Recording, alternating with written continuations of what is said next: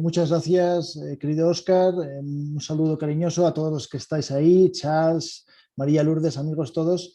Eh, es un lujo vernos aquí por la tarde, ahí estáis amaneciendo y es fantástico tener esta ocasión de, aunque sea con un océano de por medio, pues cambiar impresiones y reencontrarnos en estos seminarios, del cual esta es la 7ª edición. Recordad que también a través de Twitter y de las redes sociales, pues seguro que se puede seguir muchas de las cosas que salgan por aquí. Mi papel realmente, la ponencia, lo relevante de esta ponencia es la introducción de Patricia García, por supuesto, y a mí me gustaría decir algunas palabras breves previas para encomiar esa investigación doctoral que ha concluido después de varios años con éxito y de un modo pues ejemplar. Comenzó la investigación Patricia García, ella va a contar cosas y va a proyectar ella, yo solo quiero decir unas palabras de tipo introductorio. Empezó siendo un trabajo fin de máster. Claro, yo estoy aquí de profesor en la Complutense, estoy de secretario del departamento, es el departamento más grande de España, de literatura española, y eso quiere decir que hay mucha burocracia aquí a mi alrededor. Y muchos requisitos con los que hay que cumplir para poner en marcha investigaciones y para pues, sacarlas adelante. Muchas veces nos entretenemos en lo episódico y no entramos al cogollo y nos quedamos con lo periférico y no vamos a la investigación valiosa y de fondo. Y a veces, pues eso, ¿no? Para sacar adelante una investigación relacionada con Philobiblon, pues hay que pasar a veces por el aro de la estructura, digamos, organizativa universitaria. Esto tanto en América como aquí. Hay que hacer un trabajo fin de máster para acabar un máster. Y Patricia comenzó, y precisamente su trabajo fin de máster ya apuntaba maneras en la dirección de lo que luego sería su tesis doctoral, en fin, pues tratado del origen de los Reyes de Granada, edición y estudio, un planteamiento muy clásico, un texto, edición y estudio. Esta es la tesis, el TFM de hace 5 años, pues era pues quizá las primeras descripciones de manuscritos en los que ella se aventuró. Ahora nos lo cuenta. Lo que a mí me interesa subrayar es que como profesor muchas veces entiendo que podemos tener dificultades para dirigir tesis doctorales relacionadas con nuestra base de datos. Philobiblon es una extraordinaria base de datos, aparte de un proyecto de humanidades digitales veteranísimo y un logro deslumbrante de la investigación liderada por el profesor Follhaber. Y a veces suele pasar que un líder en la investigación propone un método y una manera de analizar, pero luego la estructura de la investigación y lo que nos reclaman a los investigadores a través de las plataformas de acreditación de investigadores, los profesores que quieren dar el paso a ser docentes universitarios, esos investigadores que están peleando por una plaza, pues es un equilibrio difícil, es una sincronía que a veces no es fácil de conseguir. Y me parece que Patricia García, pues a través de estos años de trabajo, ha podido llevar a cabo un proyecto que toma una parte importante del planteamiento y del modo de analizar de Philobiblon y que lo enriquece mucho porque ella ha añadido a la base de datos fichas codicológicas que no teníamos, gracias a su revisión de los manuscritos de esta obra de la que nos va a hablar. Es decir, que yo he ido con Charles algunas veces a Liria o a la Biblioteca Nacional o a Palencia hace 5 años a describir manuscritos. Bueno, Óscar y todos lo habéis hecho muchísimas veces. Pero claro, una descripción codicológica estrictamente no reúne, no en sí misma, a ver cómo decir, perdonad la simplificación, pero una descripción codicológica como tal, como ficha meramente puntual de la base de datos, la NECA te la valora muy poco, perdonar la afirmación, la simplificación, pero hay que ver la manera de, me parece, vincular esas fichas tipo bibliográficas, si se trata de impresos, fichas codicológicas de manuscritos, ese trabajo con dedicatarios, impresores, toda esa información que va nutriendo la base de datos de Philobiblon y que a lo largo de este seminario iréis conociendo, los que quizás estáis menos familiarizados con la base de datos. Todo aquello hay que articularlo dentro de un proyecto de investigación, dentro de un departamento universitario, en el marco quizás de un grupo de investigación y con un orden que es el propio del desarrollo de una tesis doctoral.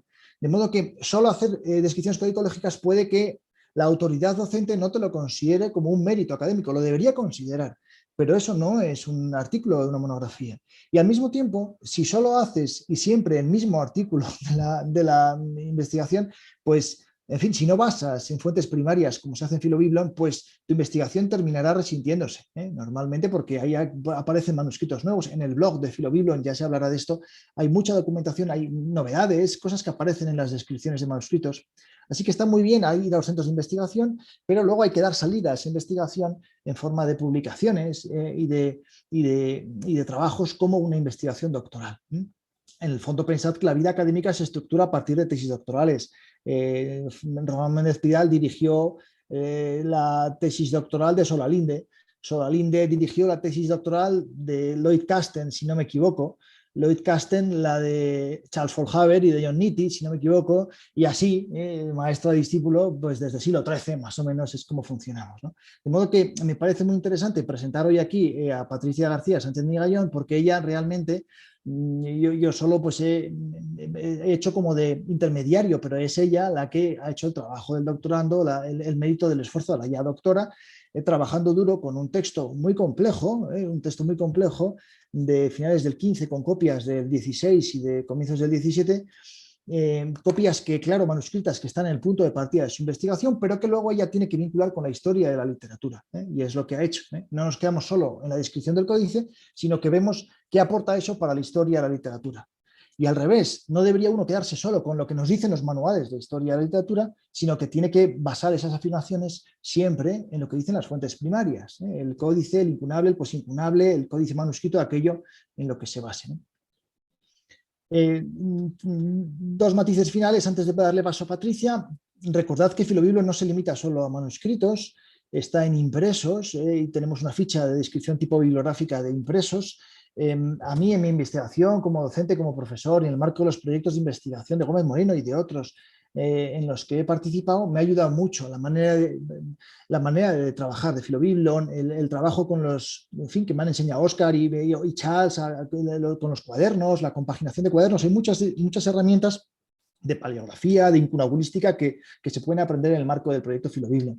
Hace poco, perdonad el autobombo, hace poco salió la edición que preparaba ahora para cátedra con otro colega, Belet Sainz, del teatro de Lucas Fernández, un posincunable de 1514.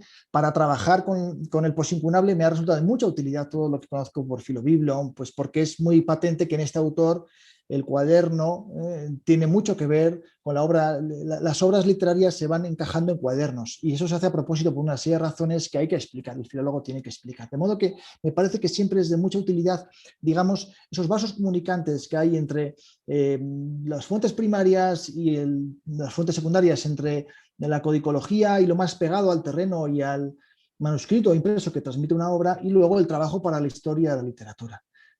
Por suerte, en los últimos años, muchos otros investigadores, aquí tengo al famoso Fernando Gómez Redondo con su historia de la poesía medieval castellana y su historia de la prosa medieval castellana, que conocen mucho.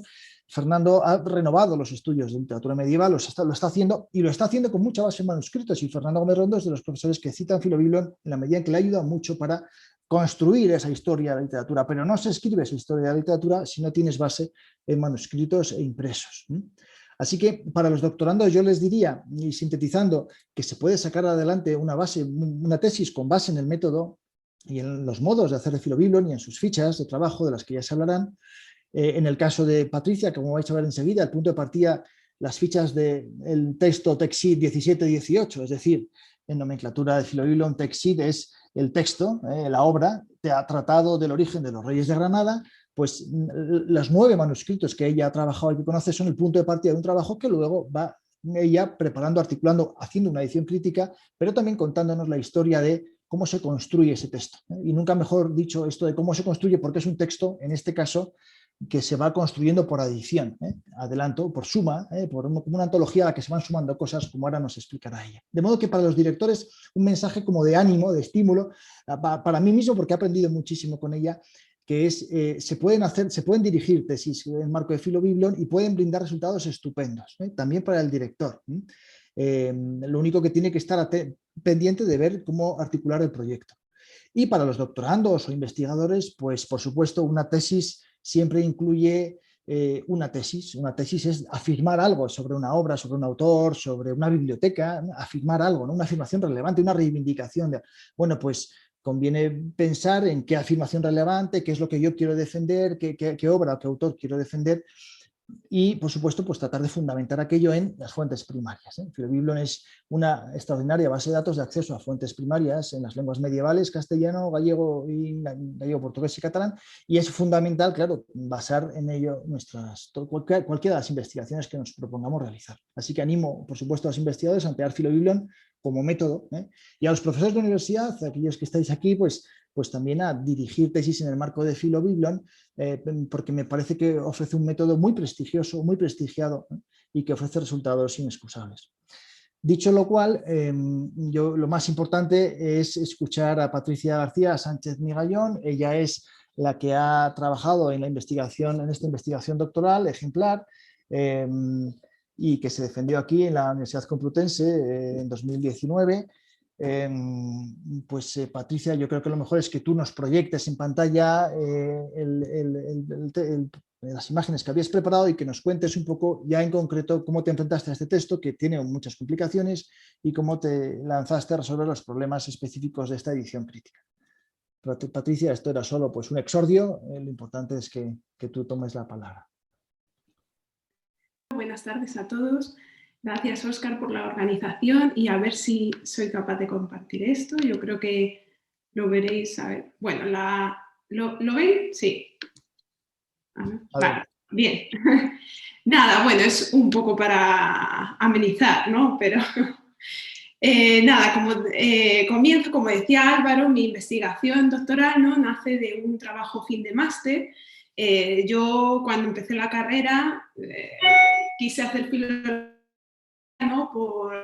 por la literatura, ¿no? No había oído hablar de qué era la edición de texto, ni la crítica textual, ni la codicología nunca en mi vida, hasta que un profesor, ¿no? en la carrera nos dijo que el filósofo italiano Tommaso Campanella consideraba la filología la ciencia primera, porque es la disciplina que permite extraer el conocimiento de los textos antiguos. A mí esto me fascinó, ¿no? Y desde entonces pues me fui interesando más y más, ¿no? hasta el máster y terminar, ¿no? haciendo una tesis en esta disciplina.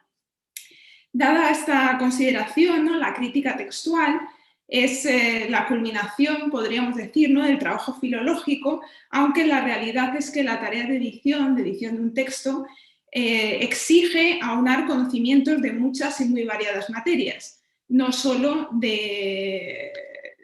incluso de las ramas más paradigmáticas, ¿no? de la filología, sino de muchas otras materias, históricas también, ¿no? y multidisciplinares. Pero esto de la crítica textual es editar textos, pero no simplemente, ¿no? lo entendemos los filólogos no como en la acepción de publicarlos o sacarlos a la luz, ¿no? sino que su objeto es producir ediciones críticas de las obras. Ediciones, entiéndase edición crítica, ¿no? como aquella que busca ofrecer un texto depurado, fiel al original, ¿no? Que siga unos criterios determinados atendiendo a esta tradición, ¿no? de crítica textual, a un método, ¿no? concreto. Para la preparación de una edición crítica de cualquier texto es necesario, en primer lugar, llevar a cabo un proceso de reflexión metodológica que nos permita adaptar el método ecdótico a las necesidades específicas del texto en cuestión y particularmente a las inherentes al género en la que la obra se enmarque, ¿no? Podemos decir que la edición de textos en este sentido es un arte metódico y no mecánico. En mi caso, ¿no? era la edición de un texto historiográfico, cronístico, y nos sitúa en un escenario particular por la historia textual que todas las obras de este género han sufrido, ¿no? hasta llegar hasta nosotros. Ya Ramón Menéndez Pidal comenzó a editar obras de este género basándose en proporcionar un estudio pormenorizado de las refundiciones, revisiones y reelaboraciones que cada texto había experimentado. Después, ¿no? su discípulo Diego Catalán depuraría este método ofreciendo ediciones con un análisis codicológico exhaustivo en la fase de recensio que permite dilucidar un complejo panorama de transmisión textual. El género historiográfico se caracteriza en la transmisión de sus obras por la refundición para adaptar su contenido a un público nuevo y conservar un mensaje determinado. Además, la tradición cronística siempre es sospechosa de contaminación textual, o casi siempre. El concepto de autoría en este género es más débil que en otros, pues se narran hechos históricos y, bueno, a veces hay variantes, contaminaciones textuales. A la hora de editar es difícil diferenciar las refundiciones de las innovaciones de los copistas, de las paráfrasis, de las inserciones de pasajes de otros autores. En primer lugar, asistimos a problemas en torno a la creación y conformación de los textos, ¿no? Dada su dimensión política, histórica y su utilización como instrumento propagandístico. Pero más tarde, ¿no? Este hecho influye también en su transmisión y recepción a lo largo de la historia. Es una ardua y apasionante tarea desentrañar los avatares, ¿no? De cada crónica tras la formación, ¿no? De varios siglos. Encontramos varios escollos en esta labor, ¿no? De edición de crónicas. Por un lado, la mezcla entre historia y literatura, ¿no? El eclecticismo de estas obras.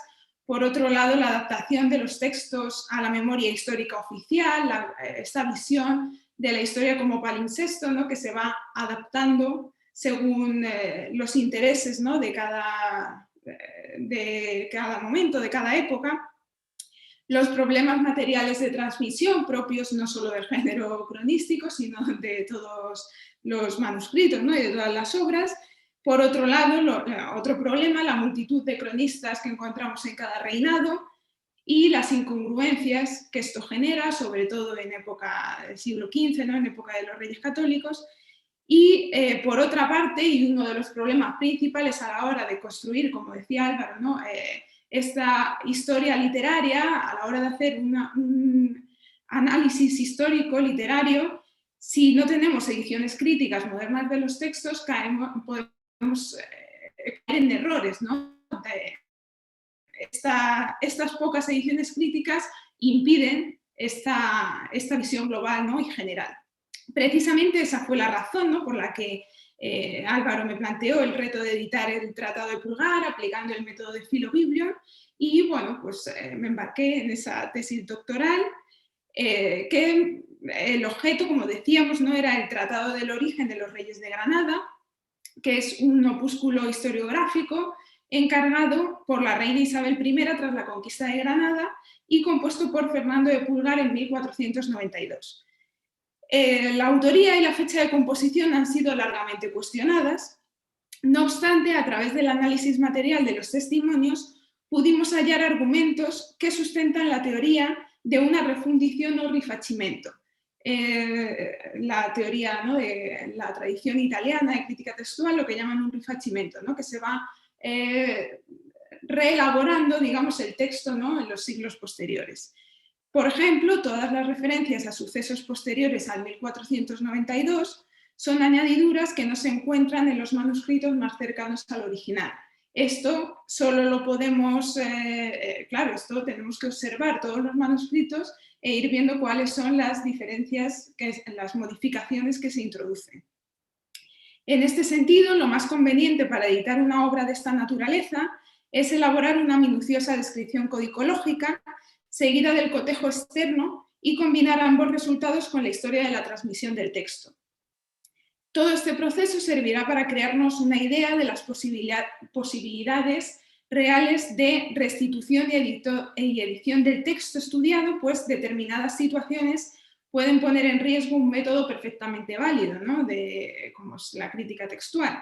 Es el propio texto el que debe determinar el método de edición y no al contrario, pues hay que evitar, ¿no? Que un método anecdótico condicione y arruine la propuesta crítica de un texto.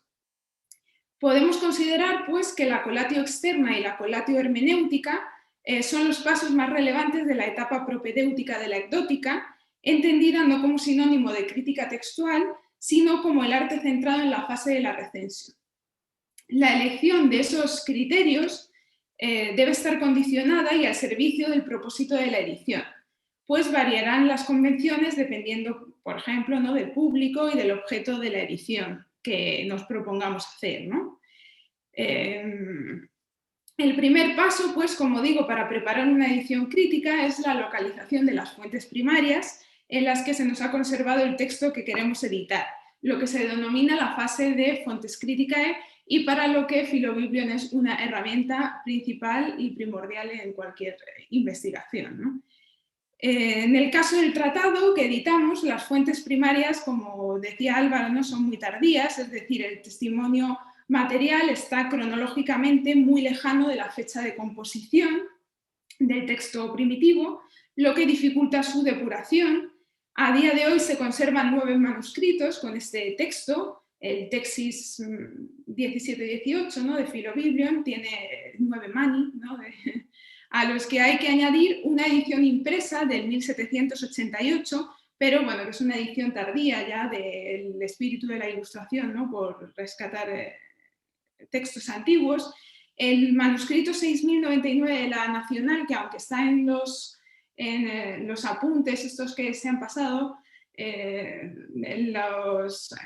para los materiales de trabajo, no contiene el mismo texto. Es un manuscrito que contiene un texto muy paralelo a la historia del Pulgar, pero que no es, digamos, la misma obra. O sea, cuenta lo mismo, pero no es el mismo texto.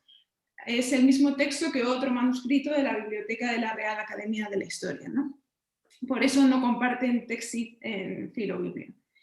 De todos estos manuscritos, ¿no?, de todos estos testimonios, se realizó un exhaustivo análisis material con el fin de recoger la máxima información para la reconstrucción de la recepción del texto y así aplicar la metodología más adecuada para la edición de la obra, pues dependiendo de la tradición textual y de sus características, como ya hemos dicho, sería más acertado un método u otro.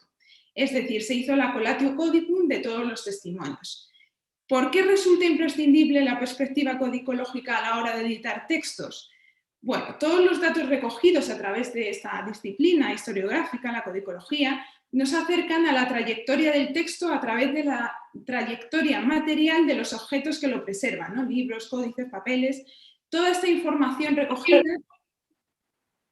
¿Sí? Toda esta información recogida debe estar en sintonía con el resto de noticias que tengamos sobre la recepción de la obra. Es decir, la codicología nos ayuda a corroborar o descartar hipótesis sobre el devenir de la obra. Se trata de reconstruir hacia atrás aplicando un método de trabajo riguroso y certero, un poco de detectivesco también, que como filólogos nos ayudará a entender el contexto en el que se compuso una obra y su trayectoria y repercusión hasta nuestros días. ¿Qué ocurre si los datos que recogemos, los datos recogidos, no concuerdan con las certezas que ya teníamos? Pues la codicología no miente. Hay dos opciones: o bien errábamos en nuestras certezas, o bien hemos cometido fallos en el análisis codicológico. Pero ambos tiene que ser posible que se combinen. Un ejemplo, ¿no?, que me pasó, ¿no?, haciendo mi tesis, era que decían, ¿no?, que Fernando de Pulgar no podía haber escrito este texto porque decía haberse inspirado en un texto de Baeza, de Hernando de Baeza, que leyendo ese texto tenía muchas referencias a sucesos posteriores a lo que narraba Pulgar, entonces que era imposible. Si uno va a ver el manuscrito en el que se nos ha conservado el texto de Hernando de Baeza, ¿no?, a través de la codicología ve que se trata de un testimonio muy tardío, con muchas anotaciones, con deturpaciones, un manuscrito del 18, que evidentemente nos traslada un texto, otra refundición, ¿no?, del texto de Baeza. Entonces no sirve, no es una razón que sustente el hecho de descartar la autoría de Pulgar porque si Pulgar leyó esa obra, evidentemente no sería la misma que hoy se nos conserva en el manuscrito de la Nacional. O, por ejemplo, ¿no?, otro ejemplo en mi tesis son descartar el texto por las referencias cronológicas al siglo XVI que se hallan en la mayor parte de los manuscritos, pero que en algunos de ellos esas referencias, más allá del 1492, se hallan en las anotaciones marginales de los códices, ¿no?, y a otra tinta, copiados en otra mano, ¿no? entonces entendemos que en los manuscritos más antiguos esas referencias no estaban, por lo tanto no son referencias de autor. Otra de las cuestiones, ¿no?, por la que no podemos descartar esta autoría solo por estas referencias cronológicas, ¿no? Y por último, bueno, voy a contar, ¿no?, cómo fui haciendo, cómo realicé estos análisis codicológicos. Bueno, pues esto es un poco más para los estudiantes, ¿no?, porque todos los que trabajan en Filobiblio, ¿no?, pues están muy relacionados con esto, ¿no? Pero bueno, desde mi experiencia de la tesis, pues fue muy importante, en primer lugar, la formación, ¿no? Para esto los seminarios de Filobiblio son de una valía, ¿no?, inconmensurable. Pues yo estuve en el de 2015, ¿no?, y a partir de ahí pude, bueno, pues en el de 2014 y en el de 2015, ¿no?, y a partir de ahí pude realizar estas descripciones, ¿no? Y luego, pues hace falta un trabajo de campo, ¿no?, la experiencia, ir viendo, ir equivocándose y no, y bueno, pues poco a poco, ¿no? Pero es muy importante, ¿no?, colacionar todos los testimonios, si son manuscritos, emplear la codicología, ¿no?, y si no, la bibliografía material, ¿no?, como decíamos, para los impresos. Comencé realizando, ¿no?, estos análisis in situ, imprimiendo la ficha de Filobiblio, en esta que también se ha pasado entre los materiales de trabajo, ¿no?, y recabando a partir de ella todos los datos que me fuera posible. Después, ¿no?, tiene que haber un trabajo de reflexión y documentación sobre los datos que se han recogido y finalmente se redacta una descripción codicológica. Las descripciones, ¿no?, constan de una primera parte, la descripción sintética, donde se dan los datos identificativos y más esenciales del manuscrito: autor, título, fecha, soporte, formato, medidas, colación, paginación, foliación, etc. Y tras esta pequeña noticia, ¿no?, bueno, aquí les he puesto un ejemplo del manuscrito 150 de la Real Academia Española, que es el manuscrito, ¿no?, que edité la tesis finalmente. Encontraríamos, ¿no?, como digo, tras esta pequeña noticia, la transcripción facsimilar, donde se especifica, ¿no?, el comienzo y el final de cada una de las partes del texto y el lugar exacto material, ¿no?, en el códice donde empieza y donde finaliza dicha parte.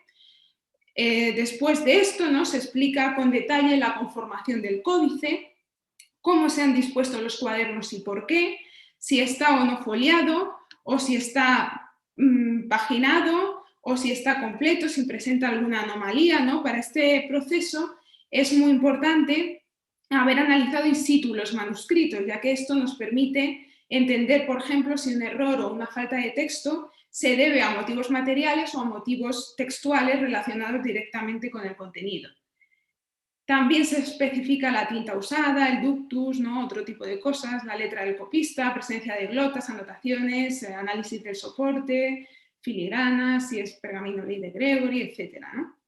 Se recoge también si hay o no reclamos, signaturas tipográficas, si la foliación o la paginación es correcta, la condición del texto. Esto, por ejemplo, luego lo de si la paginación no es correcta, nos sirve estas investigaciones si no nos es posible, ¿no?, ver el códice en persona. A veces las digitalizaciones, aunque cada vez son mejores, cuando hay algún error, si tenemos una descripción codicológica, nos permite saber si el error es de la digitalización o es que es realmente, ¿no?, así en el códice. Y por último, ¿no?, habría un cuarto apartado, ¿no?, sobre los signos de procedencia y otros datos, ¿no?, un poco cajón desastre, donde diríamos, pues eso, se consignan los signos de procedencia, superlibros, tejuelos, ex libris, etc. Y signaturas topográficas aquí, anteriores de otras instituciones o de la misma que lo custodia hoy en día, ¿no? A partir de ahí, bueno, este es la última parte de esta descripción del manuscrito 150, y a partir de aquí deberíamos continuar la labor de crítica textual con la examinatio y selectio de las variantes, la constitución de un estema, la fijación final del texto. No obstante, bueno, de esto quizá hablaremos en otra ocasión. Y nada, muchas gracias por su atención.